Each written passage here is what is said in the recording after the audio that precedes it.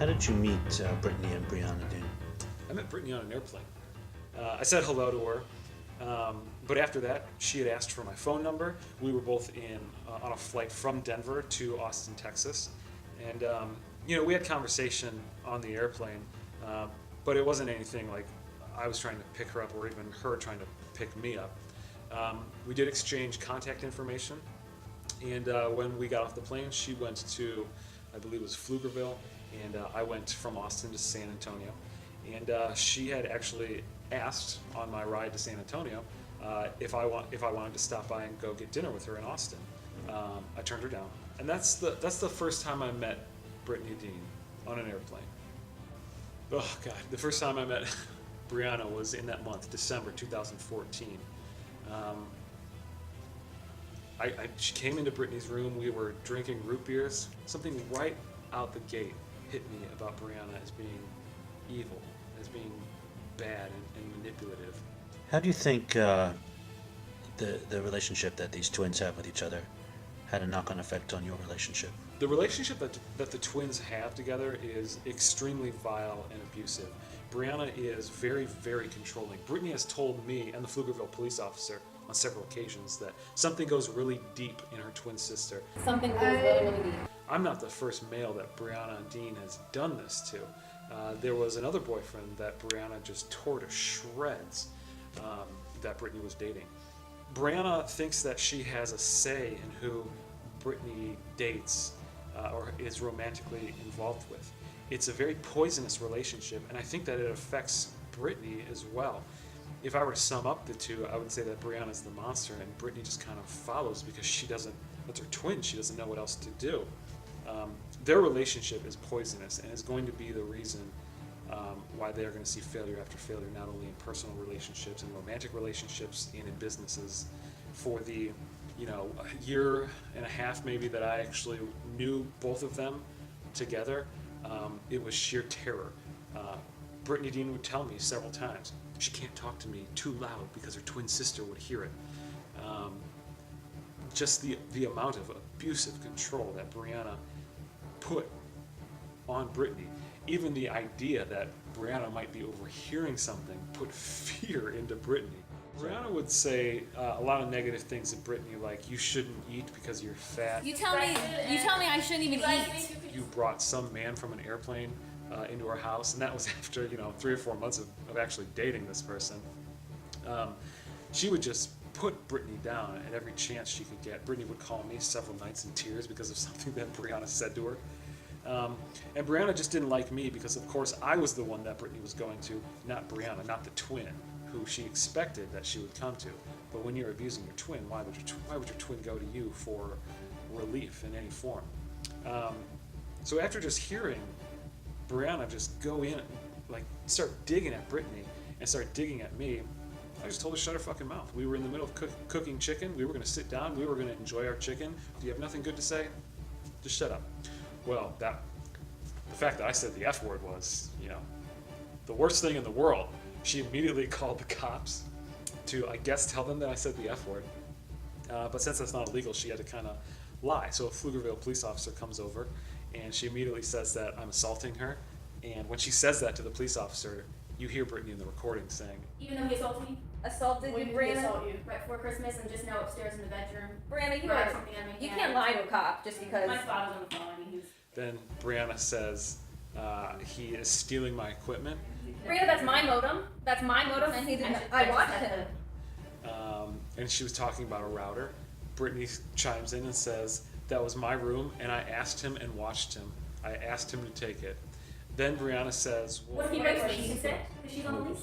That's the way it works. Now, if he would have raped you, as you say, he would have a protective order against him, and he wouldn't be allowed within so many feet of you. But that's not the case. insinuating that I have either raped her or that I was going to rape her. And Brittany just gives this look of disgust. And the entire time, Brittany is telling the police officer that Brianna is lying. She's also saying to Brianna, if you continue to lie, you're going to lose your license. Brianna, lying to the cops is not good. You're going to lose your bar license. Basically just confronting Brianna on every false accusation that Brianna could muster up in her mind. After that, Brittany and I went from hotel to hotel because we were just terrified to be in the house with Brianna. I never stayed at their house again when I came down there. It was always in hotels, always, and I never stepped foot in the house after that either. I took my stuff out of the house. We got stuff that Brittany needed, and for the rest of that week, I think we were at a Holiday Inn for the rest of that week. We were both just terrified of what Brianna was going to do. She had already called the cops. Her dad was sending me threatening voicemails. So I expect you to pack your trash and leave. Don't make me come out there, partner. We didn't know what to do. We just left. Do I think that the Mormon religion made them naive? Most certainly. When I was speaking to their cousin, Jennifer Sasser Dean, on Facebook, one of the things that she said to me that really sticks to my head today is that they are naive. Their own cousin admitted that these are two naive individuals. They don't understand the world for what it is, which is dangerous when you put people like them and give them positions of power, and when Vanity Fair writes about them, and when Business Insider writes about them. Well, basically what they're doing is they're saying that their brand of abuse, of a misunderstanding of the world, is acceptable. Why do you think you were such a threat to Brianna and her father? Well, I'm not a threat. Why do you think they were a threat? I think Brianna, William Dean, Stephen Nape, and Brittany Dean think that I am a threat to them, a non-physical threat to them, because of what I know about them, because of the recordings that I have. They were sharing with me extremely sensitive information about Sweetbriar, about corruption in Sweetbriar, theft in Sweetbriar, where money was going, how they were going to implement themselves into Sweetbriar. Brittany Dean had asked me to hack the servers once for Justinian Lane PLLC. Brittany and Brianna and William Dean knew that I had kept the voicemail threat that they sent me. They knew that I had these audio recordings of Brianna falsely accusing me, and then of a police officer warning me about Brianna's behavior. You know, she's making accusations, so it's something that you have to decide, is it a good idea for you to be here? Because then she's going to make maybe a false report or some other solution. Well, we would probably have to take action if it was a false report. But then it's, you know, who has any sort of proof?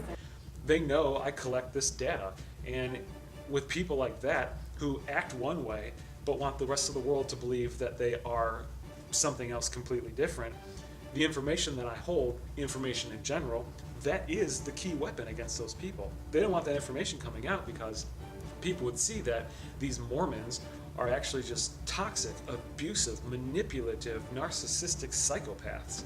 So when they go to a judge and the clause on a protective order is can't post on social media, it's because they don't want future employers or Business Insider or Vanity Fair, all these people who are writing about them and hiring them, to see who they actually are. Well, the Dean twins, because of the information that I hold, because they know that I'm going to eventually release it, they've been trying to ruin my life. I would even go as far as saying that they've tried to have me killed as well. The Dean twins have started to maliciously prosecute me. Several times I'll win the cases. They got one to stick, and that has brought me into federal courts now. They have just, every time I fart upwind, they go file a new violation of this protective order. Mind you, I've never lived in Virginia, where they live. I've never lived in the same state as them. I've never been violent towards them. They've only been violent towards me. Because of the information I have, they are fighting tooth and nail to either have me killed or make it so that I am no longer allowed to post this, or just have no voice whatsoever. The fact that they're lawyers, they can finagle this law. I mean, they basically have gone in front of magistrates and lied to them. The magistrates in Amherst district won't even grant them violations anymore. They had to go to outer lying districts who aren't aware of the situation of what's going on.